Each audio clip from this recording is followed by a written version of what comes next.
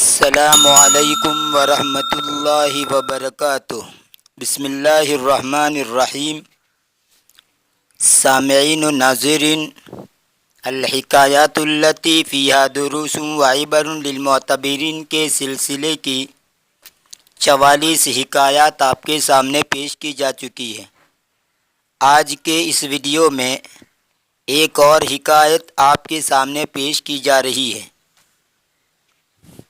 گزشتہ ویڈیو میں جھوٹ بولنے کے بد انجام یعنی برے نتیجے کو بیان کیا گیا تھا۔ آج کے اس ویڈیو میں جھوٹ نہ بولنے کے عہد کا اچھا انجام بیان کیا گیا ہے۔ واقعے سے اس کی وضاحت سامنے آئے گی، تو چلیے ترجمے کی طرف رخ کرتے ہیں۔ گزشتہ حکایت اور اس حکایت سے عبرت حاصل کریں اور استحضار رکھیں کہ جھوٹ بولنے کا کیا نقصان ہوتا ہے اور جھوٹ نہ بولنے کا کیا فائدہ ہوتا ہے۔ تو چلیے ترجمہ شروع کرتے ہیں۔ بسم اللہ الرحمن الرحیم۔ لا تکذب، جھوٹ مت بول۔ کذب یکذب سے نہیں کا واحد مذکر حاضر کا صیغہ ہے۔ فی سالف العصر والاوان، گزشتہ زمانے میں۔ عصر کا معنی زمانہ، اوان کا معنی وقت، ٹائم۔ تو مطلب یہ ہے گزشتہ زمانہ، سالف کا معنی اگلا، جو گزر گیا، جو زمانہ اس کو کہا جاتا ہے۔ فی سالف العصر والاوان، گزشتہ زمانے میں۔ کان ہناک رجل یرتکب الکثیر من الذنوب والمعاصی، ایک آدمی بہت گناہ اور نافرمانیاں کرتا تھا۔ ارتکب یرتکب ارتکابن کا معنی گناہ کرنا۔ ذنبن کی جمع ہے ذنوب یعنی گناہ، اور معصیتن کی جمع ہے معاصی یعنی گناہ نافرمانیاں۔ وہ دونوں کا معنی ایک ہی ہے، من الذنوب والمعاصی یعنی گناہ۔ کان ہناک رجل یرتکب الکثیر من الذنوب والمعاصی، ایک آدمی بہت زیادہ گناہ اور نافرمانیاں کرتا تھا۔ فلقد کان یشرب الخمر ویلعب المیسر ای القمار، میسر کو بین القوسین میں لکھا قمار یعنی جوا۔ پس وہ شراب البتہ تحقیق کہ وہ شراب پیتا تھا اور جوا کھیلتا تھا۔ لائبہ یلعبو کا معنی کھیلنا، اور میسر یعنی قمارن جوئے کو کہا جاتا ہے۔ قرآن کریم کے اندر بھی ہے، یا ایھا الذین آمنوا انما الخمر والمیسر والانصاب والازلام رجس من عمل الشیطان۔ تو قرآن کریم کے اندر بھی اس کا تذکرہ کیا گیا ہے، خمرن کا اور میسر کا۔ خیر، تو خمرن کا معنی شراب اور میسر کا معنی جوا۔ ویا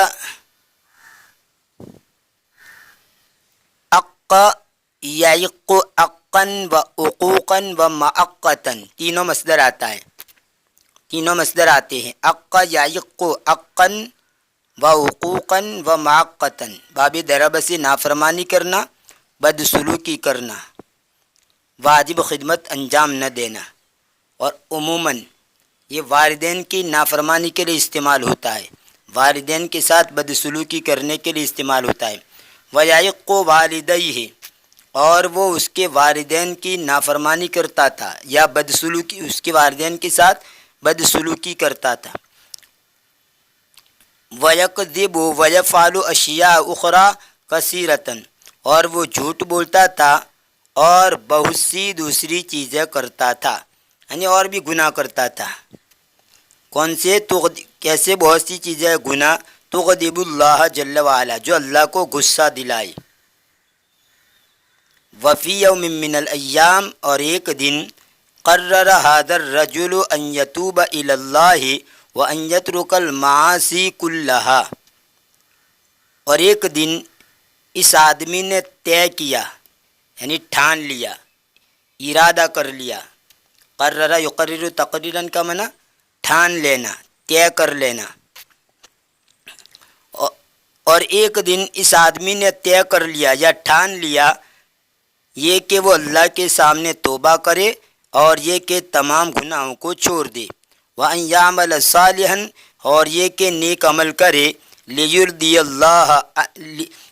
اللَّهُ عَنْهُ ردیہ یردا، اس کا معنی راضی ہو جانا، خوش ہو جانا، سمع یسمع سے ردیہ یردا، اور اسی کو باب افعال میں لے جائیں گے اردا یردی اردان، تو اس کا معنی راضی کرنا، خوش کرنا۔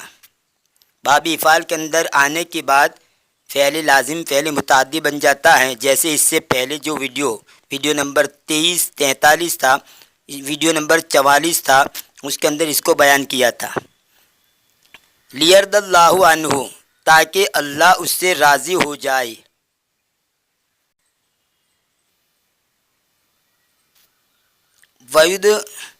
وَيُدْخِلَهُ الْجَنَّةَ جنت التی فیہا ما لا عین رأت ولا اذن سمعت ولا خطر علی قلب بشر۔ یہ یدخلو اس کا تعلق لے کے ساتھ بھی ہوگا، جیسے لیرد اللہ، تو یہ لے کی وجہ سے یہاں پر لام کے اوپر زبر پڑیں گے، منصوب پڑیں گے، یدخلہ الجنت، یعنی لیدخلہ الجنت، اور تاکہ وہ اس کو اس جنت میں داخل کرے جس میں وہ چیزیں ہیں جو نہ کسی آنکھ نے دیکھا، نہ کسی کان نے سنا، اور نہ کسی انسان کے دل پر خیال گزرا۔ خطر یخطر اور خطر یخطر، خطوراً نصر اور ضرب دونوں باب سے آتا ہے۔ لہ الامر سامنے آنا، سوجنا، اور خطر ببالہ یا خطر فی بالہ یا خطر علی بالہ، بے فی اور علا تینوں حرف جر کے ساتھ آتا ہے، اس کا معنی دل میں آنا۔ خطر ببالہ یا خطر فی بالہ یا خطر علی بالہ، تینوں کا ترجمہ ہوتا ہے، حرف جر تینوں آتا ہے، اس کا ترجمہ ہوگا دل میں آنا۔ اب یہاں پر یہ ترجمہ کریں گے کہ کسی آدمی کے دل پر خیال نہیں گزرا ہے۔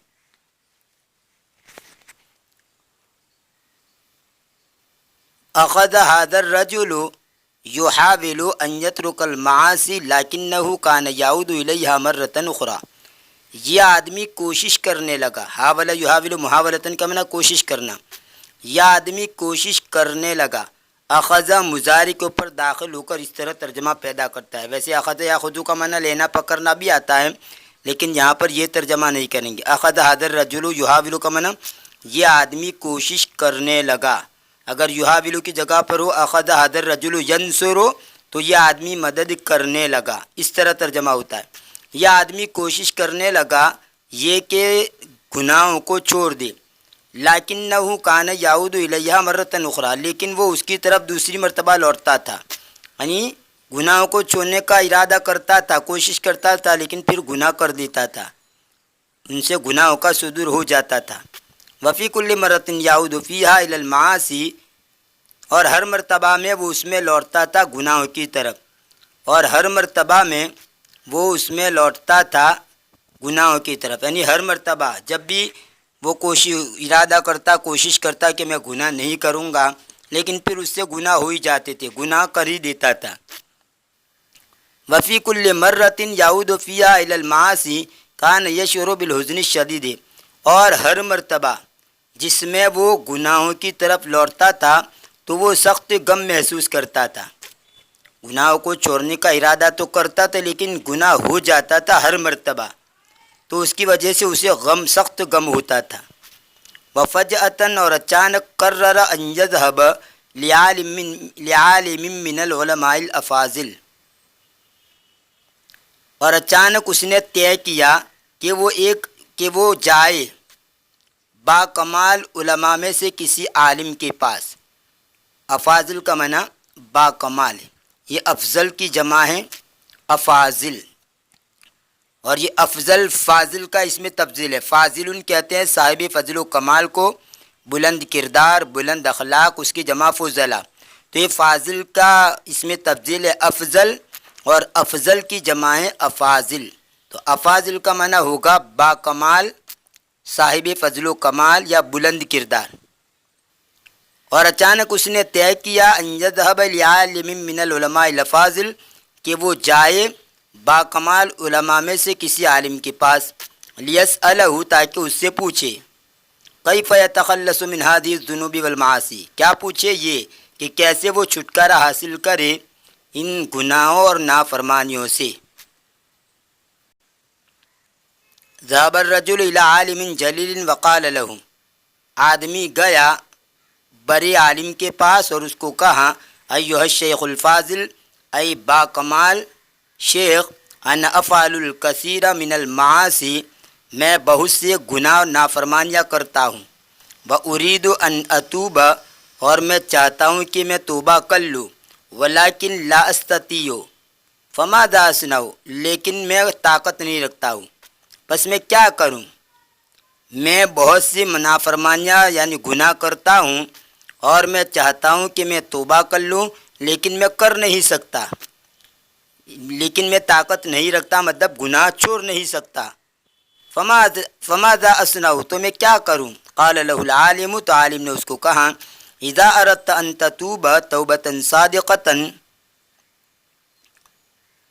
جب تو چاہے یہ کہ سچی توبہ کرے، ولا ترجع مرۃ اخری الی المعاصی، اور دوسری مرتبہ گناہوں کی طرف نہ لوٹے، جب تو چاہے یہ کہ سچی توبہ کرے اور گناہوں کی طرف دوسری مرتبہ نہ لوٹے، فسوف اخبرک عن الطریقۃ، تو ان قریب میں تجھے خبر دیتا ہوں ایک طریقے کی، ولیکن بشرط واحد، اور لیکن ایک شرط کے ساتھ، یعنی جب تو یہ چاہتا ہے کہ سچی توبہ کرے، گناہوں کی طرف واپس نہ لوٹے، تو مجھے ایک طریقہ بتاتا ہوں، لیکن وہ طریقہ بتا اس شرط کے ساتھ بتاتا ہوں، ایک شرط کے ساتھ۔ کون سی شرط؟ آگے کہہ رہے، قال له الرجل، تو آدمی نے اس کو کہا، ما هو الشرط، وہ شرط کیا ہے؟ قال له العالم، تو عالم نے اس کو کہا، الشرط هو ان تكون صادقا ولا تكذب ابدا، وہ یہ کہ تو سچا ہو یعنی سچ بولنے والا ہو اور کبھی بھی جھوٹ نہ بولے۔ قال له الرجل، تو آدمی نے اس کو کہا، واحدک علی ان اکون صادقا ولا اکذب ابدا، میں آپ سے عہد کرتا ہوں اس بات پر کہ میں سچا ہوں، میں سچ بولوں گا، میں سچا ہوں گا، مطلب سچ بولوں گا اور میں کبھی بھی جھوٹ نہیں بولوں گا۔ آدمی نے اس کو کہا یعنی عالم سے، میں آپ سے عہد کرتا ہوں اس بات پر کہ میں سچا ہو جاؤں گا اور میں کبھی بھی جھوٹ نہیں بولوں گا۔ وَنَصَحَهُ الْعَالِمُ مَجْمُوعَةً مِّنَ النَّصَائِحِ الْغَالِيَةِ، اور عالم نے اس کو نصیحت کی، مجموعۃ من النصائح الغالیہ، بہت سی قیمتی نصیحتیں، مجموعۃ بمانا یہاں پر کثیرن، کسی بھی چیز کا مجموعہ ہو، کسی چیز کو ملا دیا جائے تو ملا کر جو ہوتا ہے وہ ایک مجموعہ بن جاتا ہے، تو بہت ساری نصیحتیں ہو، ان نصیحتوں کو ملا دیا تو نصیحتوں کا مجموعہ ہو گیا۔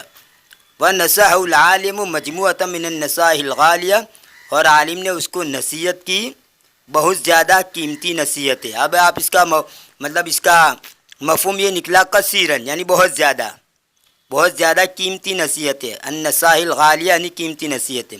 وانصرف الرجل، اور آدمی لوٹ گیا، بعد ان عہد الشیخ علی ان یترک الکذب، اس کے بعد کہ شیخ سے عہد کرے اس بات پر کہ وہ جھوٹ چھوڑ دے، اور آدمی لوٹ گیا شیخ سے معاہدہ کرنے کے بعد، یہ ان مصدریہ ہے، شیخ سے معاہدہ کرنے کے بعد، کس پر معاہدہ کرنا؟ اس بات پر کہ وہ جھوٹ کو چھوڑ دے، تو شیخ سے جھوٹ چھوڑنے پر معاہدہ کرنے کے بعد آدمی لوٹ گیا۔ وبعد فترۃ اراد الرجل ان یسرق جارہ، اور ایک عرصے کے بعد، کچھ وقفے کے بعد آدمی نے ارادہ کیا کہ اس کے پڑوسی کی چوری کرے۔ وبعد ان عزم علی ذلک تذکر ان السرقۃ حرام وانہ عاہد الشیخ علی الا یکذب، اور اس کے بعد کہ اس نے اس پر ارادہ کر لیا تھا، اور اس پر ارادہ کر لینے کے بعد یعنی چوری پر ارادہ کر لینے کے بعد، چوری کرنے کا ارادہ کیا کہ چوری کرنے جائے تو کیا ہوا؟ تذکر، اسے یاد آ گیا کہ ان السرقۃ حرام، ان کے چوری کرنا حرام ہے، وانہ عاہد الشیخ علی الا یکذب، اور اس نے عہد کیا تھا شیخ سے اس بات پر کہ وہ جھوٹ نہیں بولے گا، یعنی چوری کرنے کا اس نے ارادہ کیا، لیکن فوراً اسے یاد آ گیا کہ چوری کرنا حرام ہے، اور اس نے شیخ سے وعدہ کیا تھا کہ کبھی بھی جھوٹ نہیں بولے گا۔ وَأَنَّ الشَّيْخَ سَوْفَ يَسْأَلُهُ، اور شیخ ان قریب ان سے پوچھیں گے، هل سرقت ام لا، کیا تو نے چوری کی یا نہیں۔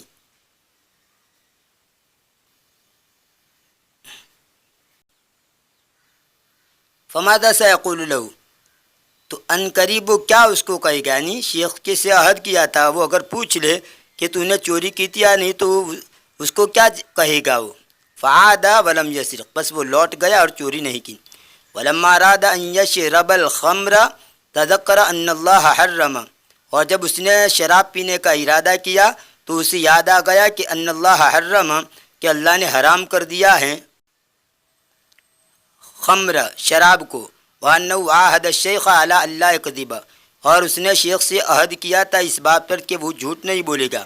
وَأَنَّ الشَّيْخَ سَوْفَ يَسْأَلُهُ، اور شیخ ان قریب ان سے پوچھیں گے، هل شربت الخمر ام لا، کیا تو نے شراب پی یا نہیں، کیا تو نے شراب پی تھی یا نہیں۔ فماذا سيقول له، تو وہ کیا ان کو کہے گا، یعنی کیا جواب دے گا۔ فترک الخمر، بس اس نے شراب کو چھوڑ دیا۔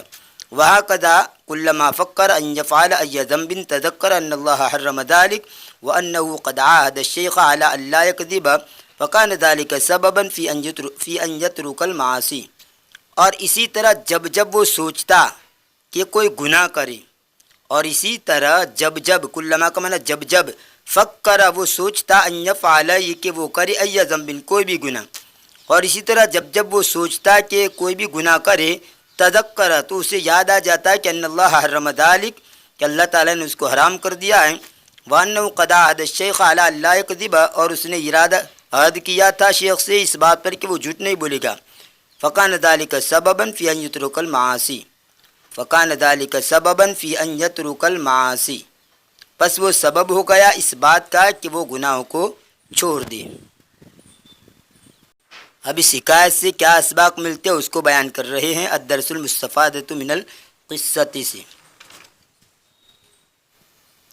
پہلا سبق، ان الصدق من اعظم الاخلاق الاسلامیہ التي يجب على كل مسلم ان يتحلى بها، کہ سچائی اسلامی اخلاق میں سے سب سے بڑا خلق ہے۔ سچ بولنا اسلامی اخلاقوں میں سے سب سے بڑا خلق ہے، یعنی سب سے اچھی عادت ہے وہ، کہ ضروری ہے ہر مسلمان پر کہ اس کے ذریعے آراستہ ہو جائے، یعنی سچائی یہ اسلامی اخلاق کی سب سے بڑی عادت ہے، سب سے اچھی عادت ہے، ہر مسلمان پر ضروری ہے کہ اس سے آراستہ ہو، مزین ہو، یعنی اپنے اندر یہ سچائی کی صفت پیدا کرے۔ وَلَقَدْ رَأَيْنَا أَنَّ هَذَا الرَّجُلَ تَرَكَ كُلَّ الْمَعَاصِي لِأَنَّهُ تَرَكَ الْكِذْبَ وَتَحَلَّى بِالصِّدْقِ، اور البتہ تحقیق کہ ہم نے دیکھا کہ اس آدمی نے تمام گناہوں کو چھوڑ دیا اس لیے کہ اس نے جھوٹ بولنا چھوڑ دیا اور وہ سچائی سے آراستہ ہو گیا۔ تحلّى کا معنی آراستہ ہو جانا، مزین ہو جانا۔ وَلِذَلِكَ، اور اسی وجہ سے قال النبی صلی اللہ علیہ وسلم، اللہ کے رسول نے فرمایا، علیکم بالصدق، تمہارے ذمہ سچ بولنا ضروری ہے۔ فإن الصدق يهدي إلى البر، اس لیے کہ سچائی نیکی کی راہ دکھاتی ہے۔ فإن البر يهدي إلى الجنة، اور بلا شبہ نیکی جنت کی راہ دکھاتی ہے، جنت کی راہ دکھاتی ہے۔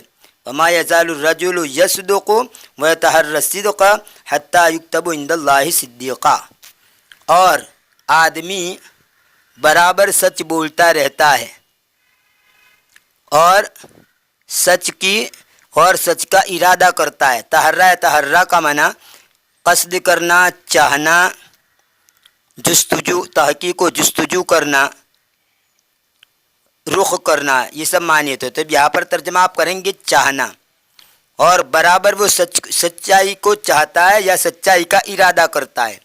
تحرّا کا معنی ارادہ کرنا اور چاہنا، اور وہ سچائی کا ارادہ کرتا ہے یا سچائی کو چاہتا ہے، یہاں تک کہ اللہ کے نزدیک صدیق لکھ دیا جاتا ہے۔ صدیق کا معنی بہت زیادہ سچ بولنے والا، یہ مبالغہ کا وزن ہے۔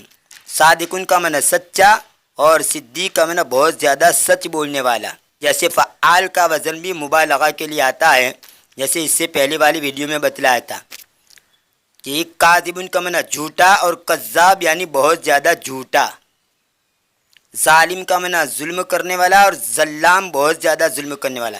تو فعال کا وزن اور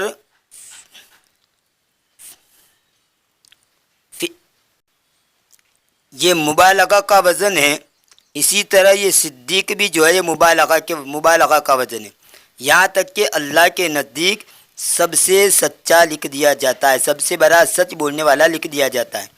وَإِيَّاكُمْ وَالْكِذْبِ، اور جھوٹ سے بچو، فَإِنَّ الْكِذْبَ يَهْدِي إِلَى الْفُجُورِ، اس لیے کہ جھوٹ گناہوں کی راہ دکھاتا ہے، وَإِنَّ الْفُجُورَ يَهْدِي إِلَى النَّارِ، اور فجور یعنی گناہ جہنم کی راہ دکھاتا ہے۔ وَمَا يَزَالُ الرَّجُلُ يَكْذِبُ وَيَتَحَرَّى الْكِذْبَ حَتَّى يُكْتَبَ عِندَ اللَّهِ كَذَّابًا، اور آدمی برابر جھوٹ بولتا رہتا ہے۔ ما يزال یہ لگاتار کے لیے استعمال ہوتا ہے، لگاتار کسی چیز کو کرنا، اور آدمی لگاتار یا برابر جھوٹ بولتا ہے اور جھوٹ کو چاہتا ہے یا جھوٹ کا ارادہ کرتا ہے، یہاں تک کہ اللہ کے نزدیک جھوٹا لکھ دیا جاتا ہے۔